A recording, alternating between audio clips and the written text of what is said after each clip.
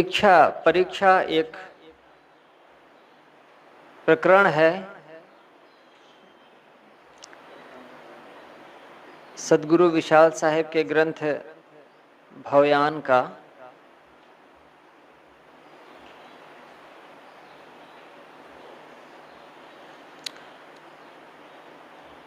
इच्छा परीक्षा के कुछ शब्दों पर निवेदन किया जा रहा है।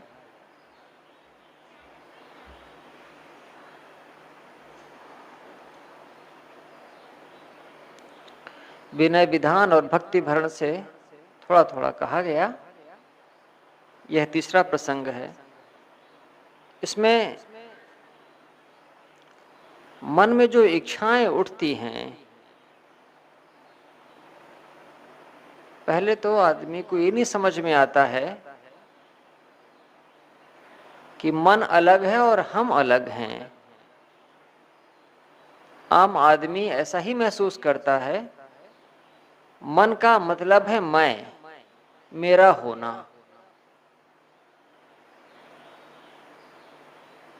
यहां इस प्रसंग में सदगुरु विशाल साहेब ने मन और जीव इन दोनों में भेद किया है और मन में जो कुछ भी इच्छाएं उठती हैं उससे उन्होंने सावधान रहने को कहा है।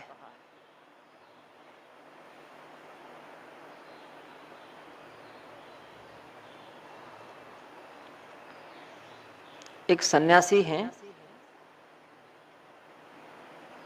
उम्र वाले हैं। एक दिन वो कहते थे, आदमी लंबा जिए और गहरा जिए,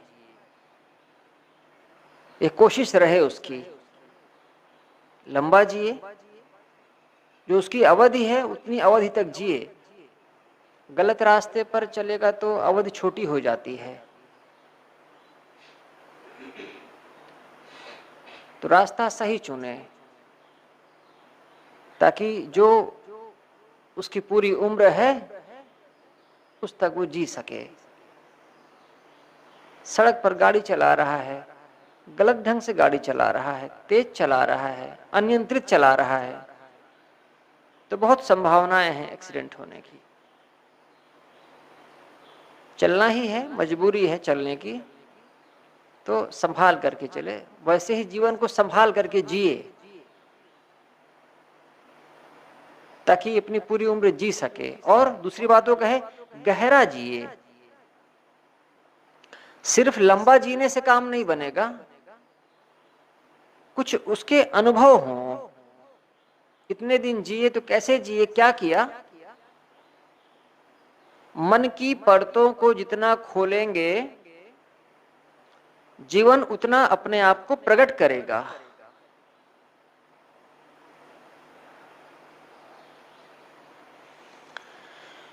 साधना में परमात्मा नहीं पाना है, ईश्वर नहीं पाना है, किसी लोक में नहीं जाना है, कोई मोक्ष नहीं पाना है।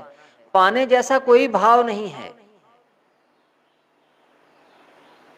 क्या है उसमें? मन की जो पढ़ते हैं, जो फंक्शनिंग ऑफ माइंड है,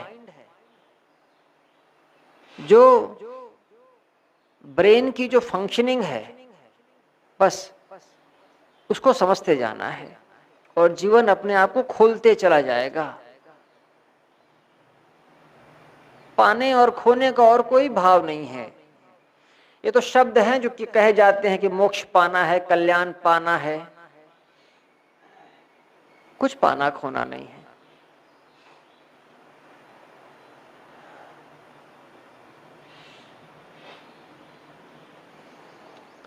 जीवन मिला हुआ है, जी रहे हो, अब और क्या पाना है। इसको साफ सुथरा जी जाओ।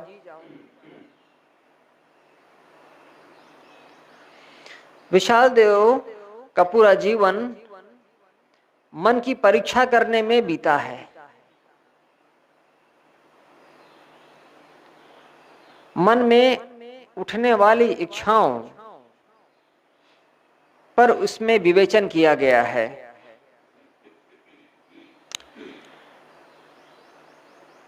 देखो मन काल जाल बरियारा, देखो मन काल जाल बरियारा। बरियारा क्या होता है? जानवर को रस्सी से बांध दो और रस्सी को खूंटे से, और खूंटा जमीन में अंदर तक गड़ जाए। लेकिन जब कोई जानवर बहुत जोरदार होता है, उपद्रवी होता है, या तो रस्सी तोड़ा लेता है या कि वो खूंटे को ही उखाड़ देता है, तो उसे कहते हैं बरियार है। ये है गांव का शब्द, ये बरियार है, मानता नहीं है।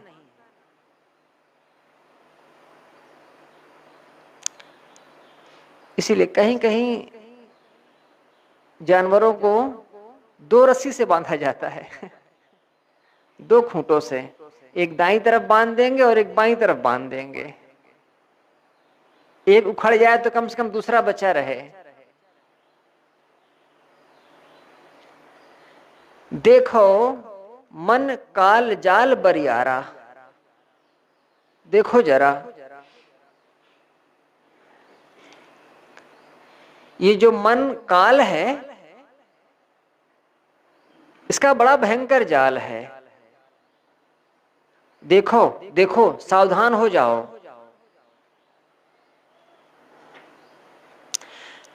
करे मित्रता जीव से ऐसी, मानो दुख निर्वारा। ये जो मन है, ये जीव से मित्रता करता है, सगापन बढ़ाता है, अपनापन बढ़ाता है। कैसे? करे मित्रता जीव से ऐसी, मानो दुख निर्वारा। मानो दुख का निर्वार करने के लिए, दुख को खत्म करने के लिए मित्रता का यह भाव रखता है, जीव से दिखावा करता है। मन चालाक है, वो जीव से कहता है देखो मैं तुम्हारा मित्र हूं, मुझसे दोस्ती करोगे तो मैं सभी दुखों को खत्म कर दूंगा, और क्षण क्षण सुख ही सामने लावे, बांधे फंद अपारा। वो कहता है देखो मेरी बात मानोगे तो तुम सुखी हो जाओगे, और फिर तमाम तरह के सुखों का स्मरण कराता है। मन तमाम तरह के सुखों का स्मरण करता है। अमुक भोग को भोगा था, देखो तो कैसा सुख मिला था, खाया था तब कैसा सुख मिला था, अमुक जगह जाने पर कैसा सुख मिला था। मन जीव से मित्रता बढ़ाता है, उसको भोगों का स्मरण दिलाता है, और फिर क्या है?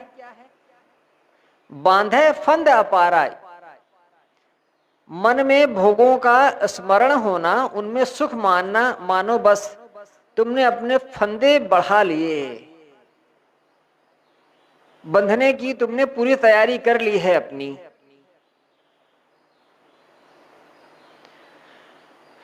मन जीव को तमाम तरह के भोगों का स्मरण कराता है, उससे मित्रता भाव प्रदर्शित करता है, और कहता है देखो मेरे साथ रहोगे तो तुम्हारे दुख विदा हो जाएंगे। ये सब क्या है? ये सब फंद हैं, जाल हैं मन के।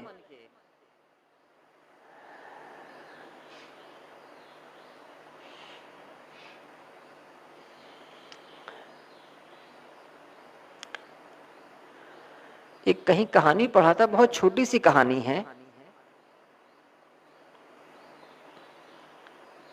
कैसी थी वो?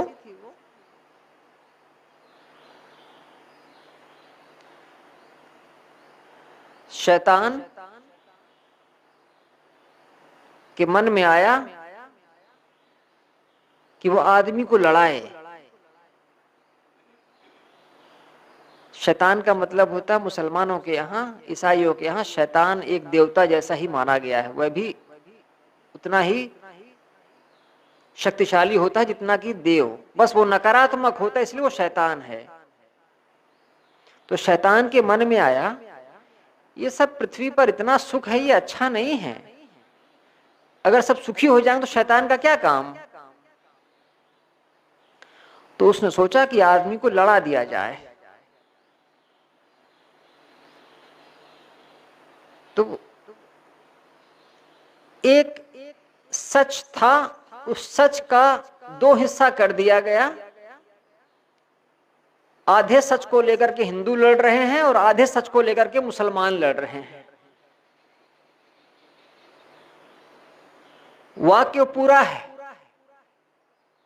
लेकिन आधा आधा अपना अपना हिस्सा मान करके दोनों लड़ रहे हैं। शैतान ने कहा बस बस बस, ठीक है ठीक है, अब मेरी कोई जरूरत नहीं है।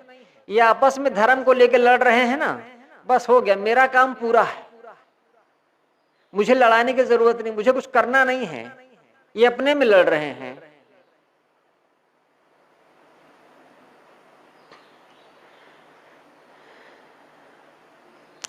खलील जिब्रान ने लिखा है, आदमी सच की तलाश में निकलता है, उसके हाथ एक झूठ लग जाता है और उसी झूठ को वो सच मान करके उसी की रक्षा में लग जाता है, बस हो गया, उसकी सत्य की यात्रा खत्म। एक झूठ खोज लाता है और उसी को सच मान लेता है और बस उसी में उसका जीवन बीतता है। मन जीव को संसार का, विषयों का स्मरण कराता है और बस जीव उसी में भूला रहता है।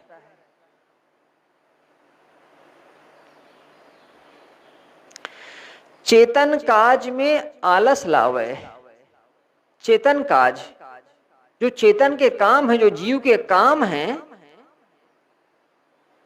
उसमें आलस लावे। जीव उसमें आलस करता है। साहब ने लिखा, जो जीव के कल्याण के जो साधन हैं, भक्ति, वैराग्य, सेवा, सत्संग, स्वाध्याय, ध्यान, चिंतन, मनन, ये उसके काम हैं। लेकिन इन कामों में आलस लावे। ये सब का अभ्यास करने में तो मन आलस से प्रकट करता है और कहता है आज आज रहने दो ना, कल करेंगे, कल पर टालता है। निज के हित होशियारा। चेतन काज में आलस लावे और निज के हित होशियारा। जो निज का हित है, मन का जिसमें हित बनता है, मन के स्वार्थ की जिसमें पूर्ति होती है, उसमें वो होशियार बनता है। जो विषय सुख है उसके लिए तो मन हमेशा होशियार बना रहता है और जो जीव का काज जिससे बनता है, संवरता है, उनको वो टालता रहता है। मनन करत में बार न लावे। बार क्या होता है? देरी। मनन करत में बार न लावे। किसका मनन?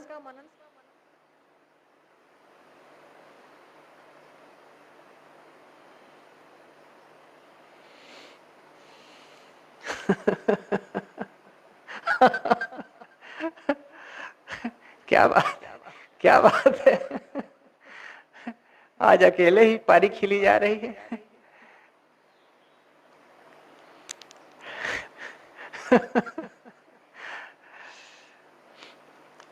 मनन करत में बार न लावे।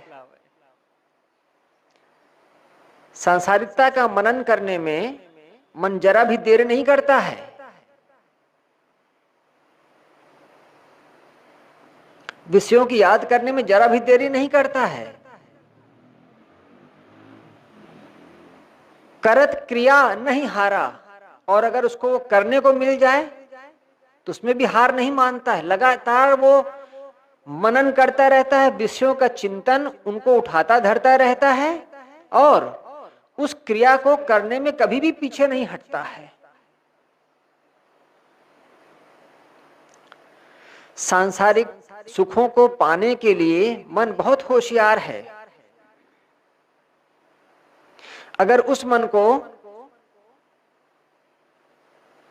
ध्यान में लगाओ, वैराग्य में लगाओ, चिंतन में लगाओ तो आलस करेगा, लेकिन सुख भोग के लिए वो बहुत होशियार बनता है।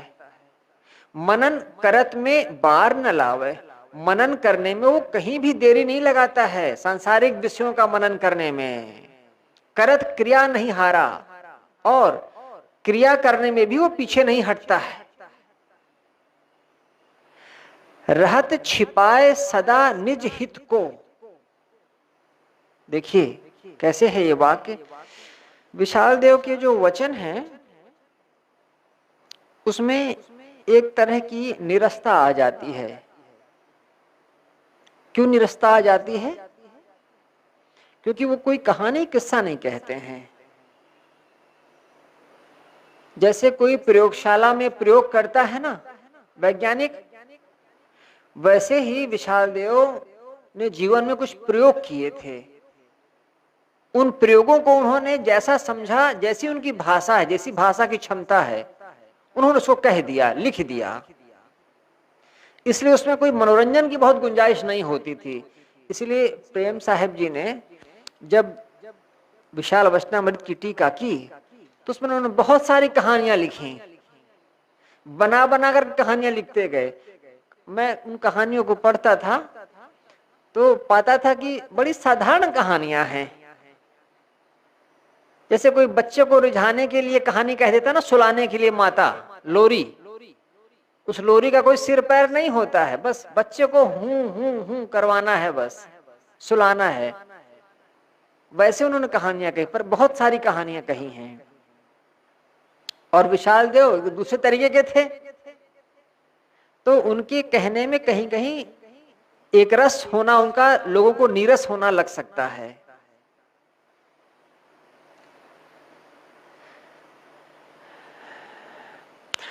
रहत छिपाए सदा निज हित को। मन जो है, जो उसका स्वार्थ है, जो उसका हित है, उसको छिपाए रहता है। और क्या करता है? पाए समय विस्तारा, जैसे ही उसको समय मिलता है, जैसे ही उसको मौका मिलता है, बस प्रकट कर देता है।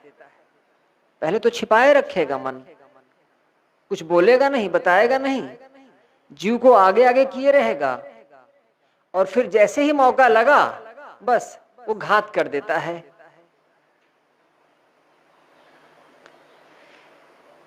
मन अपने विषय भोगों के स्वार्थ को छिपा कर रखता है, अवसर आते ही उसका वास्तविक रूप प्रकट कर देता है। विषय भोगों के लिए जैसे अनुकूल प्राणी पदार्थ का संयोग पाया, बस मन जो है जीव को विमोहित कर उसे मूढ़ बना देता है। गाफिल करे जीव को तबही, गाफिली भूल, आलस्य, ये उर्दू का शब्द है। गाफिल करे जीव को तबही, लाए भरम अंधियारा। भ्रम का एक अंधकार पैदा कर देता है मन जीव के सामने, चेतना के सामने, और जीव भ्रमित हो जाता है, उसको समझ में नहीं आता है। बहुत स्पष्ट प्रकाश हो तो कोई भ्रम नहीं होगा। दोपहर के समय में सामने अगर कुछ पड़ा हुआ है तो दिखेगा कि रस्सी है कि सांप है, स्पष्ट दिखेगा।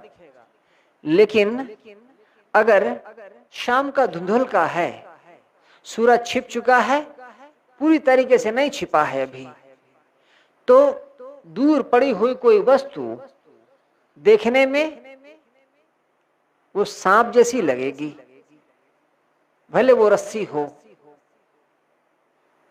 क्यों? क्योंकि स्पष्ट नहीं है, साफ नहीं है। मन जीव के सामने एक धुंधलका पैदा कर देता है, एक भ्रम पैदा कर देता है।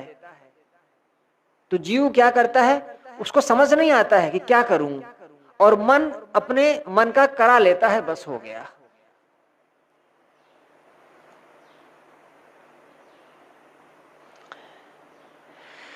तब पछतावे चेतन भूला। चेतन मन के भुलाए में भूल गया, मन के छल में पढ़कर अपने को खो दिया। तब पछतावे, पछताना, पचना, चेतन बस उसी में पच रहा है।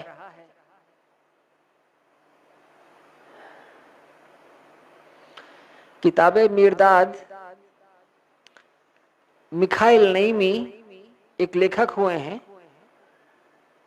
उनकी एक पुस्तक है किताबे मिर्दाद। मिर्दाद एक जिज्ञासु है, एक साधक है।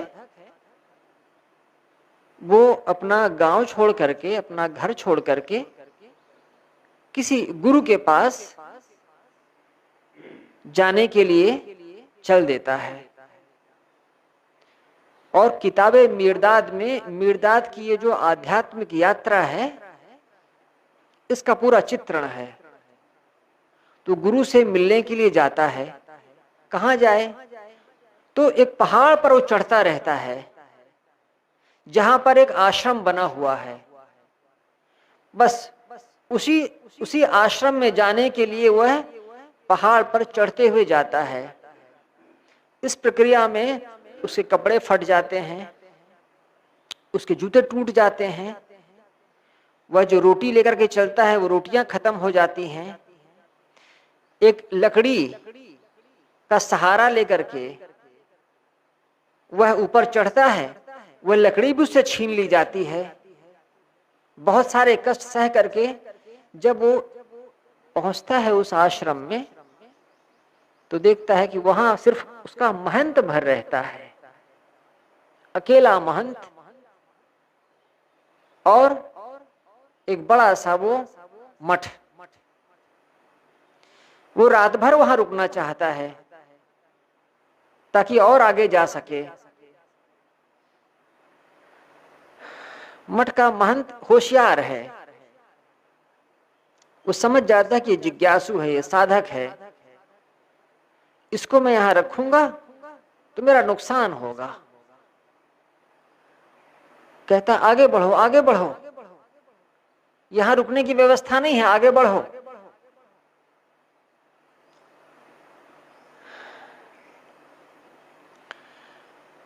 मिर्दाद ने कहा, तुम यहां अकेले पच रहे हो और कोई साधक कुछ क्षण विश्राम के लिए रुकना चाहता है, तुम उसके लिए भी तैयार नहीं हो। ये क्या तुमने अपनी कब्र खोद ली है? ऐसा कहता है, क्या तुमने अपनी कब्र खोद ली है? ये मठ ना होकर के तुम्हारी कब्र है।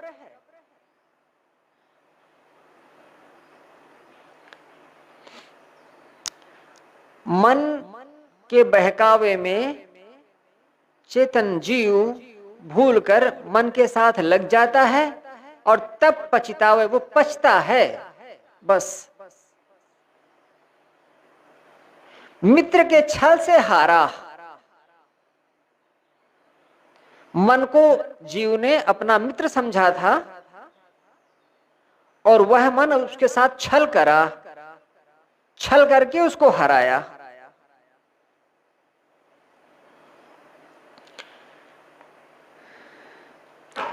मन में फंसकर मनुष्य अपनी मलिन करनी पर पछतावा करता है, भूल का अनुभव करता है। उसे समझ में आता है कि इस कपटी मित्र अपने मन से मैंने धोखा खाया, इसके छल में पड़कर मैंने अपने को खो दिया। तब पछतावे चेतन भूला, चेतन भूल गया और अब पच रहा है। समझता है कि मित्र के छल से हारा, मेरे इस तथाकथित मन रूपी मित्र ने मुझे छल से हराया। युक्ति अनेक करे तब मनुआ, बहुविधि ताहि दुलारा। युक्ति अनेक करे तब मनुआ, जो कपटी मन है वह अनेक युक्तियां करता है, अनेक तरह से जीव को राजी करता है। बहुविधि ताहि दुलारा, बहुत दुलारता है जीव को, मन बहुत दुलारता है, समझाता है तुम क्यों दुखी होते हो, थोड़ा सा कुछ भोग लोगे तो तुम्हारी कोई हानि नहीं हो जाएगी, आगे चल करके साधना संयम कर लेंगे। व्यवहार में यह सब थोड़ा मोड़ा चलता है, फिर सुधार कर लेंगे।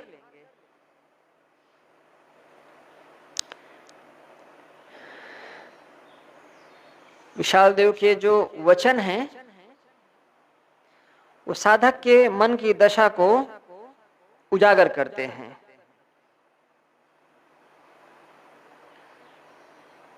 साहब ने लिखा है मन कोई स्वतंत्र नहीं है जो जीव को विवश करे। जीव अपने को भूलकर विषयों में डूबा हुआ है, और यह जो विषयों का अभ्यास है, आदत है, यही उसे बारंबार भूल में डालते हैं। जब वह सावधान हो जाता है, समझ जाता है, तब धीरे धीरे साधना के द्वारा मन वश में हो जाता है।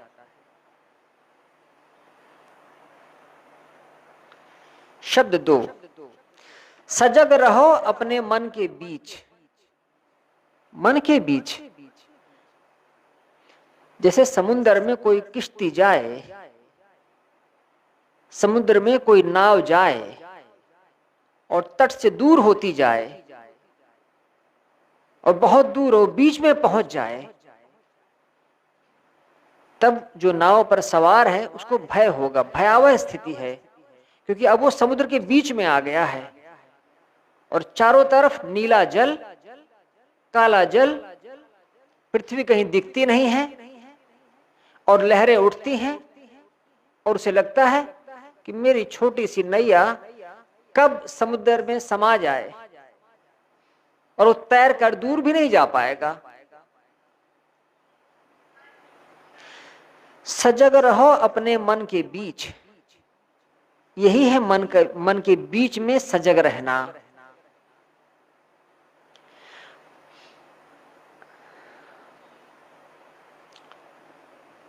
एक छोटी सी जगह जो चारों तरफ पानी से घिरी हुई हो उसे क्या कहते हैं?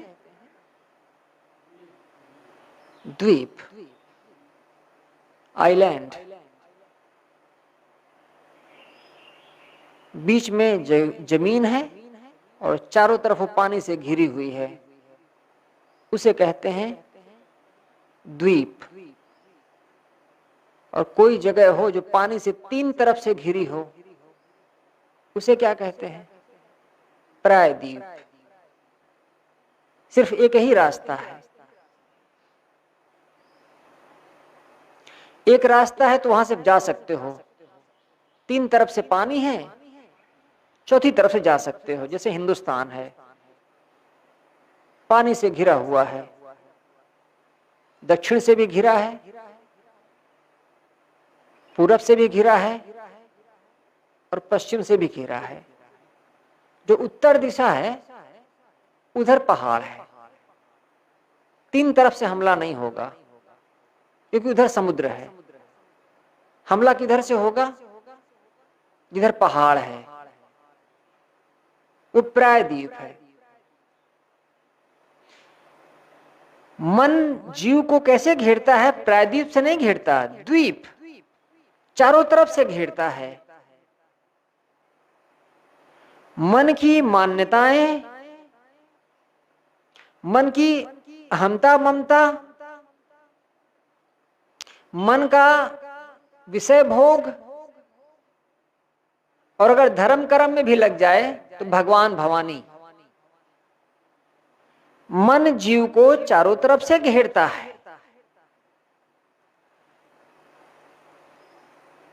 और बीच में जैसे थोड़ी सी जगह होती है जहां जीव रहता है, बस वैसे ही वो थोड़ी सी जो जगह है वह जीव है। चारों तरफ मन का साम्राज्य है।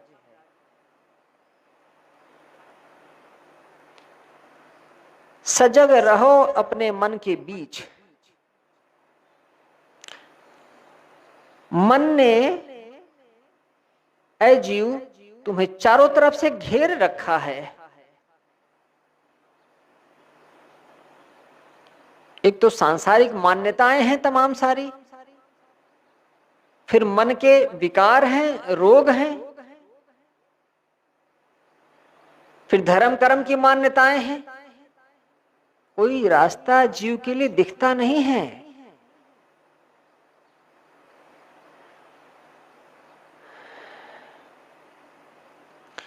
हर क्षण ऐसे मन से सावधान रहो, हे कल्याणार्थी। मन की मान्यताओं ने, अहमता ममता ने, इन सब ने तुम्हें चारों ओर से घेर रखा है। हर क्षण सावधान रहो।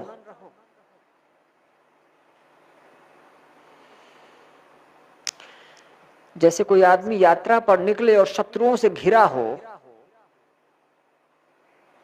वो किसी पर विश्वास नहीं करेगा।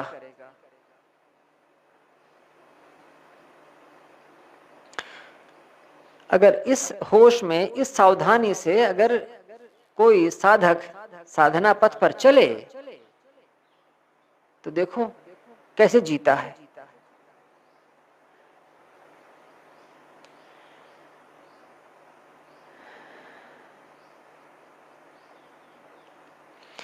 इत उत धावे तुम ही भुलावे। इत उत धावे, धावना, दौड़ना, इधर उधर दौड़ता है। तुम ही भुलावे, तुम्हें भुला देता है।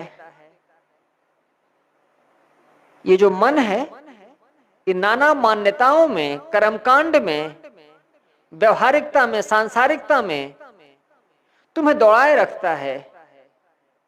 जब तक जीव है इस शरीर में, तब तक मन उस जीव को दौड़ाए रखता है और भुलावे में डाले रखता है। इत उत धावे तुम ही भुलावे, इधर उधर दौड़ाए रखता है, इधर उधर तुमको भुलाए रखता है। लइके डारे कठिन के बीच, और कठिन बंधनों में डाल देता है।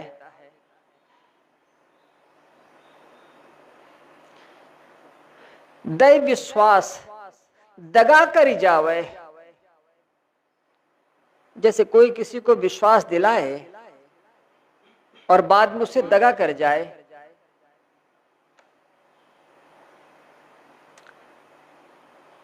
अभी अखबार में कुछ समय पहले पढ़ा था, पटना रेलवे स्टेशन पर एक महिला बहुत वर्षों से रह रही थी, बहुत वर्षों से।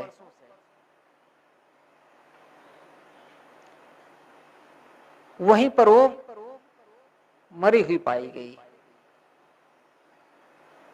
जो वहां के लोकल लोग हैं उन्होंने बताया,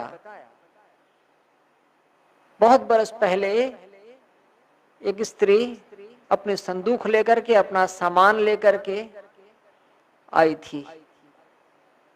किसी ने उसको वहां मिलने का समय दिया था। रेलवे स्टेशन पर अमुक समय पर आना और फिर हम यहां से निकल चलेंगे। तो वो अपना घर छोड़ करके, सच समर करके, जो कुछ उसके पास था लेकर आ गई थी उस आदमी के इंतजार में। और वो आदमी नहीं आया। नहीं आया तो फिर नहीं ही आया। लेकिन वो महिला, वो तो अपना गांव घर छोड़कर आ गई थी। उसके लिए और कोई रास्ता नहीं बचता था वापस जाने का, और उसको पूरा विश्वास था कि वो आएगा। इंतजार करते करते दिन बीते, महीने बीते, साल बीते। जब वो मरी है तो भी जब उसका बॉक्स खोला गया तो कुछ वो पुरानी साड़ी, कीमती साड़ी, जो उसने इस आशा से भी रख छोड़ी थी कि शायद वो आए, नहीं आया। वहीं पर वो कई वर्षों के बाद मरी हुई मिली।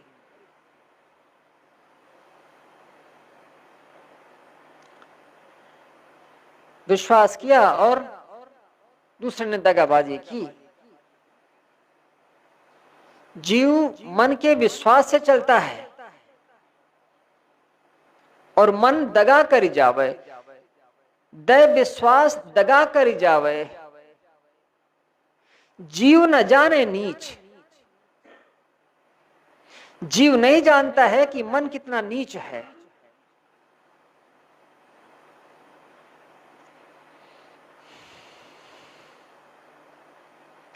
मनुष्य अपनी मूढ़तावश और नीचता के कारण मन के फंदे को नहीं समझ पाता है और उसके धोखे में बहता रहता है। परम स्नेही निज ही जनावे, अपने आप को जनाता है कि मैं तो तुम्हारा परम स्नेही हूं, परम प्रिय हूं। ऐ जीव, मन कहता है जीव को कि तुम मेरे परम प्रिय हो, हम दोनों साथ साथ हैं। परम स्नेही निज ही जनावे, अपने आप को वह परम प्रेमी जनाता है, प्रकट करता है। और काम शत्रु के खींच, किधर खींच ले जाता है? जिधर काम शत्रु रहता है ना, उधर लेकर के चला जाता है मन जीव को।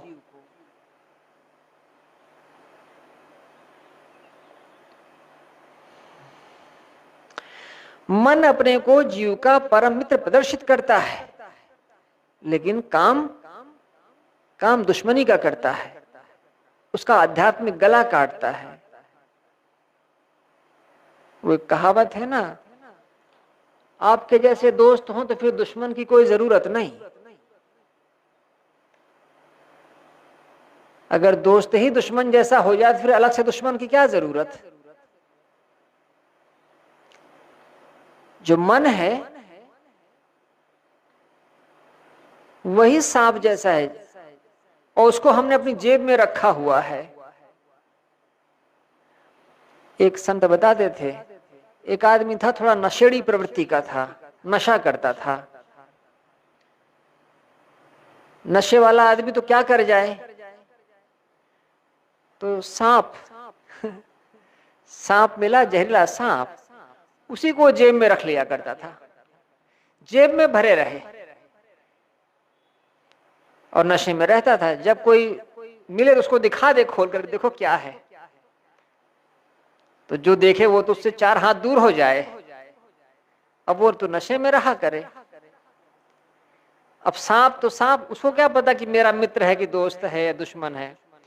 एक बार कुछ चुहलबाजी किया होगा तो सांप ने उसको काट लिया।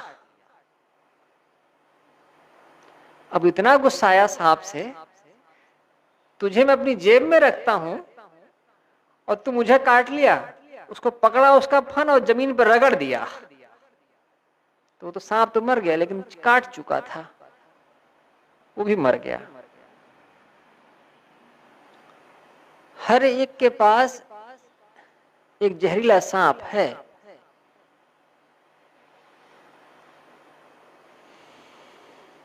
अगर समझें तब। शुद्ध स्वरूप में मल ही लगावे, मल गंदगी। जीव शुद्ध स्वरूप वाला है, मन को अपने साथ रखा है और मन क्या करता है, मल ही लगा हुआ, उसे गंदा करता रहता है। छल कर ही राखे खींच, उसे छल करता है, अपनी ओर खींचे रखता है, बार बार विषयों की ओर खींचता है छल बल से। बिना काम के काम बतावे, नित भरमावे नीच। ये जो मन है वो विशाल देव कहते हैं नित भरमावे, भ्रम में रखता है जीव को। ये नीच है, ये मन जीव को ये भ्रम में रखता है, बिना काम के काम बतावे, सांसारिकता में उसे व्यर्थ ही उलझाए रखता है, उसी में भटकाता रहता है। नहीं बैठे नहीं सोए कब हूं, नहीं गाफिल कहूं हीच।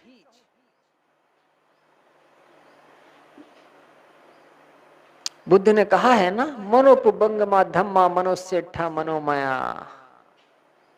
पुबंगमा पुरोगामी है, फोर रनर, आगे आगे दौड़ता है। जब राष्ट्रपति चलते हैं तो वो पीछे चलते हैं, उनके आगे उनके गार्ड चलते हैं। वैसे ही मन है, पुरोगामी है, आगे आगे भागता है, श्रेष्ठ है। लेकिन अगर गलत हो जाता है तो जीव के पीछे लग जाता है। बिना काम के काम बतावे, नित भरमावे नीच।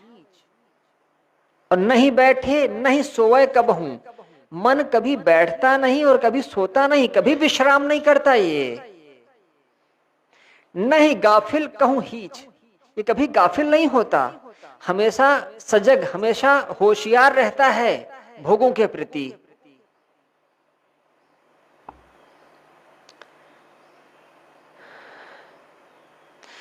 मन कभी भी पीछे नहीं हटता, यह हर समय जीव को भवजाल में भटकाता रहता है। कौन बचता है इस मन से? जो सेवा, सत्संग, स्वाध्याय, साधना, इनमें एक रस लगा रहता है, वही मन पर विजयी हो जाता है।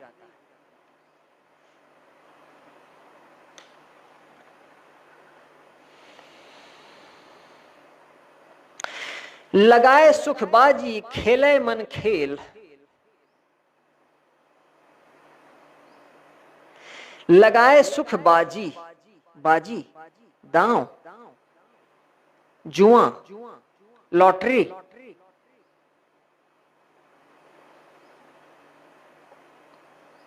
खेले मन खेल। मन एक खेल खेल रहा है। कैसा खेल खेल रहा है?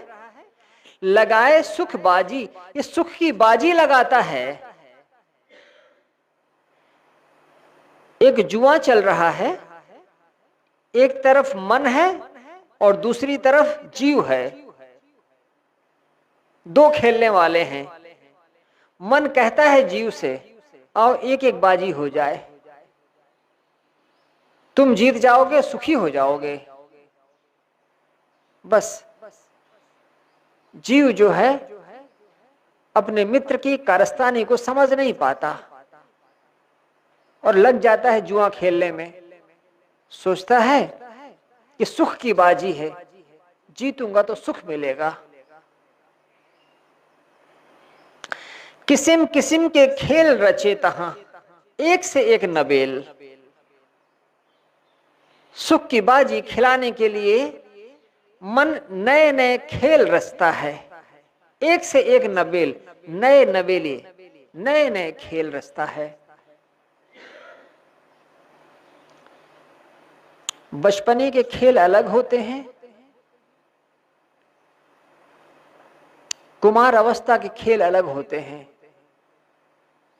जवानी के अलग होते हैं और बुढ़ापे के अलग होते हैं। हर उम्र के खेल अलग होते हैं। मन नए नए चित्र बनाता है और उसमें भरमाता चला जाता है। किस लिए? मन ने कहा है ना कि ये सुख की बाजी है, इसको खेलो। सुखबाजी को खेलता है जीव मन के साथ। किस्म किस्म के खेल रचे, एक से एक नए खेल, एक से एक नई बाजी। तो पर होता क्या है? युधिष्ठिर, जो युधिष्ठिर का हाल हुआ था वही जीव का हाल होता है। खेलत खेल हार सब निज को, मन के हाथ नकेल। नकेल क्या है? बैल के नाक में सूजा से छेद कर देना और उसमें से एक रस्सी डाल देना, उसे कहते हैं नाथ या नकेल।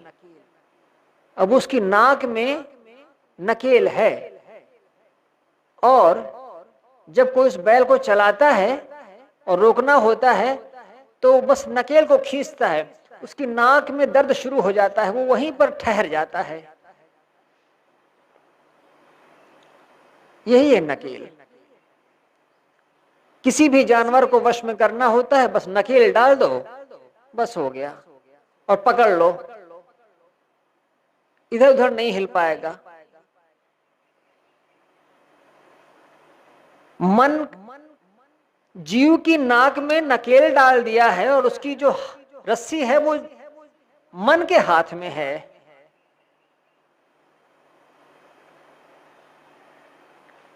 जब मन खिलाएगा तब जीव खेलेगा।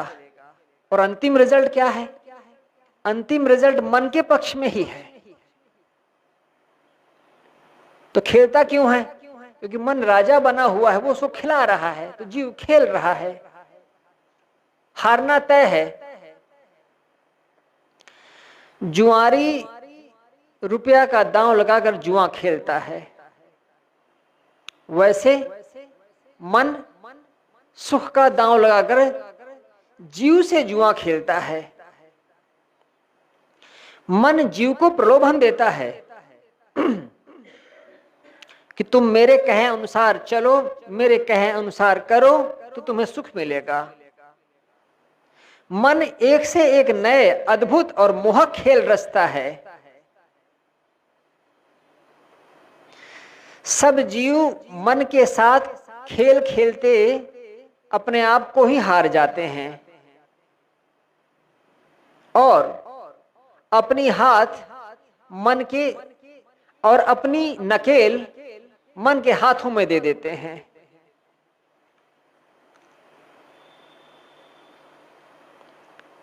बचपन देह चरित्र जीव जीव उर्झे अरुझे।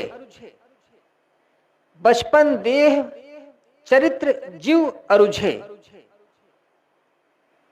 बचपन में जो चरित्र माने निर्माण, देह का निर्माण, देह का पालन पोषण, बचपने में देह के पालन पोषण में, उसको संवारने में बीत जाता है। टट्टी पेशाब में लिपटा होता है, उसको तो कुछ पता नहीं है बच्चे को, तो माता पिता उसकी देह को संवारते हैं, वो तो बस उसी में पड़ा रोता रहता है। तो बचपना तो माता पिता के पास बीत गया। तरुण स्वांग निज हेल, तरुण हुआ तब स्वांग रचता है, सजाता संवारता है अपने आप को, उसी में मिला लेता है। बचपना तो माता पिता और साथियों के साथ, और जवानी शरीर को मुटवाने में, सुंदर बनाने में, भोगों को भोगने में। किसिम किसिम के लाभ मानिनित, विपत्ति अनेक सकेल। सकेल इकट्ठा करना, अनेक तरह की विपत्तियों को जीव इकट्ठा करता रहता है। बस किसिम किसिम के लाभ मानी, वह सोचता है कि देखो मुझे लाभ हो रहा है। विशाल देव कहते हैं लाभ नहीं हो रहा है, तुम विपत्तियों को इकट्ठा कर रहे हो, समझ में नहीं आता है। जब लोग जय बुलाते हैं, गले में माला डालते हैं और जुलूस निकालते हैं, ऊंचे सिंहासन पर बिठाते हैं, तब यही लगता है कि मैं ही राजा हूं। और फिर गोली चलती है, फिर ऊपर से सीधे नीचे आ जाते हैं। और जितना जीना था उसका 1/3 ही जी पाते हैं।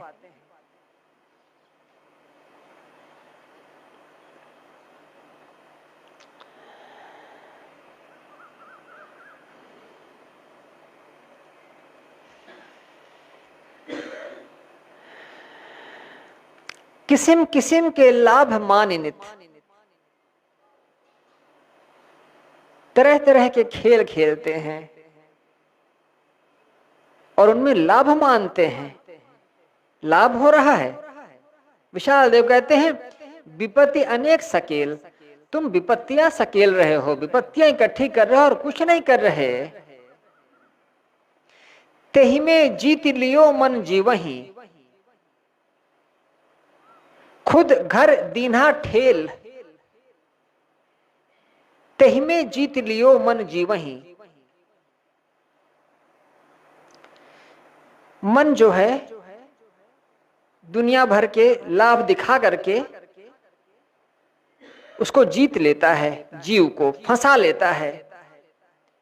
खुद घर दीन्हा ठेल, अपने घर में ही ठेल ले आता है, अपने पास ले आता है। मन जो है जीव को भोगों में उलझा करके अपने पास ले आता है। सबे खिलाड़ी खेलत इसमें, बड़े बड़े जीव झमेल। विशाल देव कोई खेल नहीं खेले थे, मन के खेल से वो सर्वथा सावधान थे। वो कहा करते थे कि लोग हमारे पास आते हैं तो हमसे कहते हैं कि थोड़ा कुछ आगे भी करो, साधना के अलावे आश्रम बना लो, चेलों को पाल लो, थोड़ा नौताय वैदाय कर लो, थोड़ा जड़ी बूटियां समझ लो, लोगों की जरा चिकित्सा कर दिया करो, थोड़ा भूत भभूत झाड़ दिया करो लोगों का, थोड़ा घोड़ा रख लो, उसके लिए घास वगैरह निकाल दिया करो, कुछ कुछ किया करो। और वो तो कहीं नहीं फंसे, कहीं नहीं उलझे। उन्हें मन अपना दुश्मन जैसा ही जान पड़ता था। लेकिन बहुत से लोग हैं जो उस खेल में लग गए, खेल खेलने में राजी हो गए। इसी पर उन्होंने कहा खेल खिलाता है मन जीव को और खेल खिला करके फुसला लेता है, उसे बुद्धू बना देता है। और जो बड़े बड़े खिलाड़ी हैं वो भी खेल खेल रहे हैं। सबे खिलाड़ी खेलत इसमें, बड़े बड़े जीव झमेल। और बड़े बड़े जीव जो जिन्हें बहुत ज्ञानी कहा जाता है वो भी इस झमेले में पड़े हुए हैं।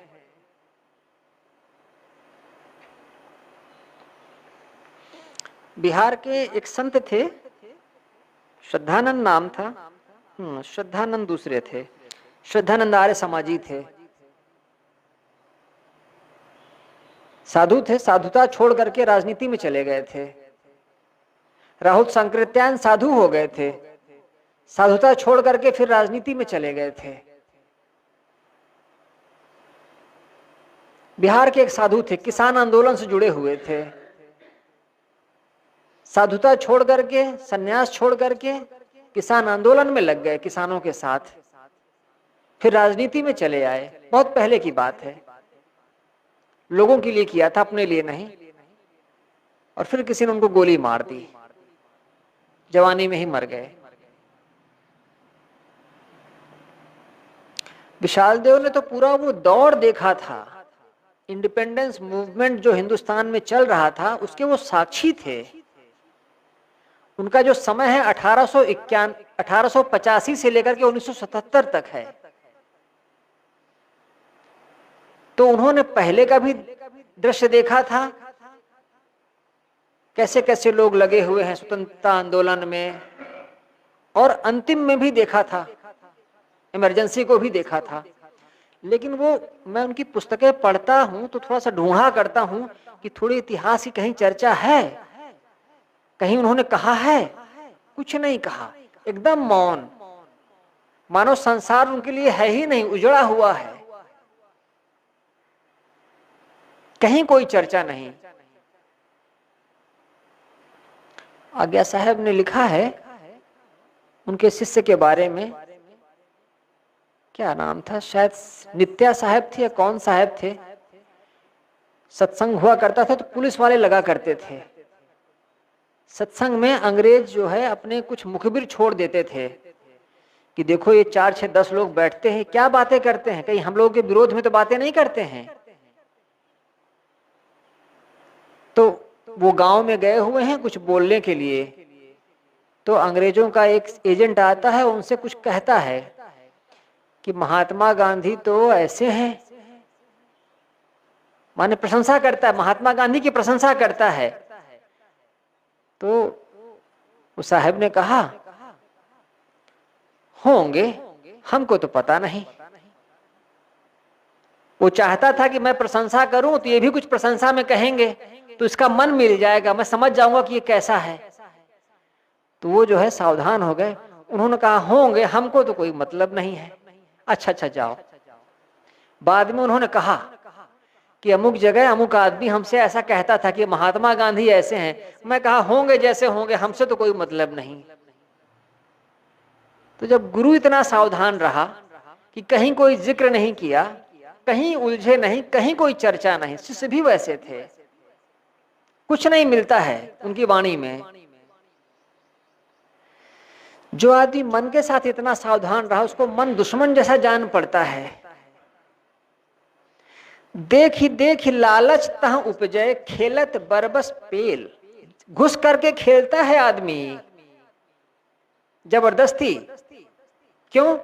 लालच लगता है उसको।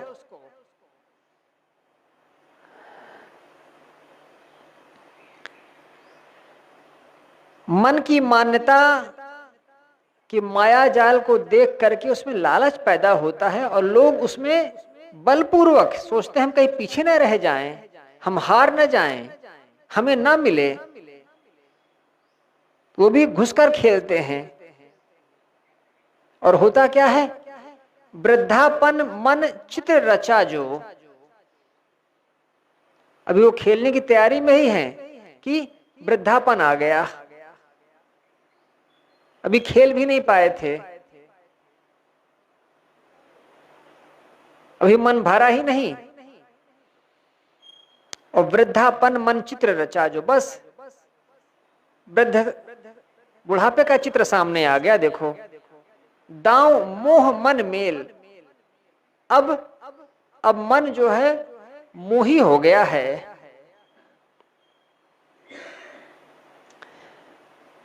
बूढ़ा बिस्तर पर पड़ा पड़ा परिवार के निर्वाह की चिंता में जलता है। मेरे न रहने पर परिवार का बेड़ा कैसे पार होगा, अब वो इसी में दुखी होता है। तन के भोग परिश्रम झेलत, तन के भोग परिश्रम झेलत, जीवन भर परिश्रम करता है भोगों को भोगने के लिए। तजत न जानी अकेल, अपने आप को अकेला समझ करके वो छोड़ता नहीं है।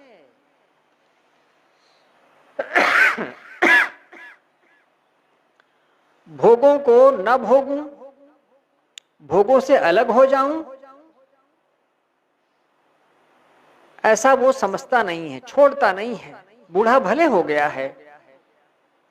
तजत न जानी अकेल, तजता नहीं अकेला जान करके मैं भोगों से अलग हूं, इस बात को समझता नहीं है।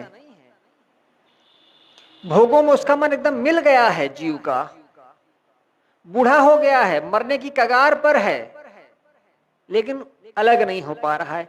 चिंता अमित खेल की होए, उसको तो चिंता है, खेल की चिंता है, अपने जाने की चिंता नहीं है। सोचता है बीच ही में जाना पड़ जाएगा क्या, किसको पता है। चिंता अमित खेल की होए, अमित खत्म न होने वाली, वो खेल में ही लगा हुआ है, उससे नहीं हट पा रहा है। संसारी खेल की चिंता में वह रात दिन जलता है। पची पची देह तजेल, तजना, पच पच करके देह को छोड़ता है परेशान होकर के। खेल से वह हटने को राजी नहीं, और अब जाने का टाइम आ गया, रो रो करके देह छोड़ रहा है। पुनि पुनि संस्कार गही जनमत, फिर से जन्मता है पुराने संस्कारों के बस, फिर से खेलने के लिए तैयार होता है। घूम लखत नहीं जेल, घूम करके देखता नहीं है कि ये जेल है, ये कारागृह है। कितने जन्मों से इस खेल को खेल रहे हो, जीव इस बात को नहीं समझता है। उसको वो जेल जैसी नहीं दिखती है, कारागृह जैसा नहीं दिखता है। अगर एक शरीर छूटता है तो दूसरा शरीर धारण करके वो उसमें लग गया। ऐसा चतुर खिलाड़ी साथ है, सर्वस हारिन तवहू ढकेल। विशाल देव कहते हैं ये जो मन रूपी चतुर खिलाड़ी तुम्हारे साथ लगा है ना, जब तक तुम्हें नंगा नहीं कर देगा, सर्वस नहीं हर लेगा, तब तक तुम्हें छोड़ेगा नहीं। मन की कल्पित मान्यताओं में उलझा हुआ जीव अपने आपा को खोए बैठा है। जब वह अपनी ओर ध्यान दे तब मन को जीतकर स्ववश हो। साहिब बंदगी। वंदन है गुरुदेव तुमको, वंदन वंदन है गुरुदेव तुमको, वंदन है। काल जाल के फंदा भारी, काल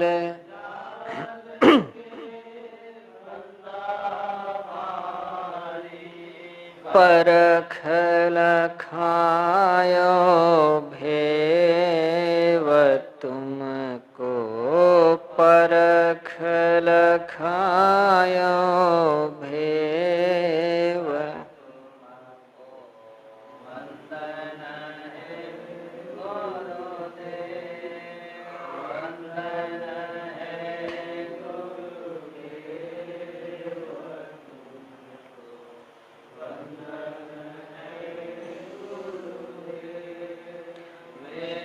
शास्त्र सब खोजत,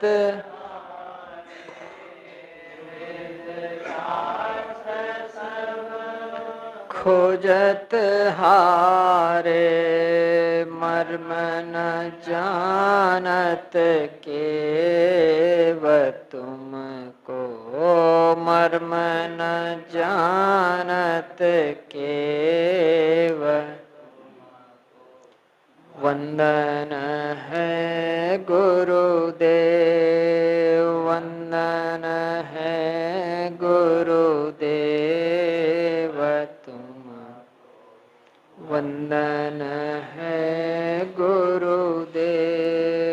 गुरु समान और को दाता, गुरु ने और को दाता, ताकि करिए सेव तुम, ताकि करिए सेव तुम। वंदन है गुरुदेव, वंदन है गुरुदेव।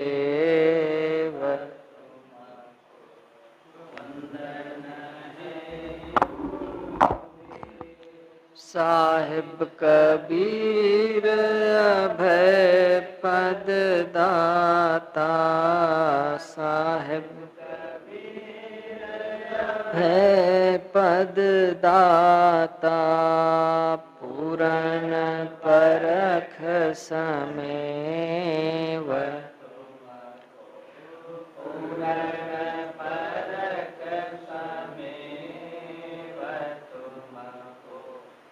वंदन है गुरुदेव, वंदन है गुरुदेव,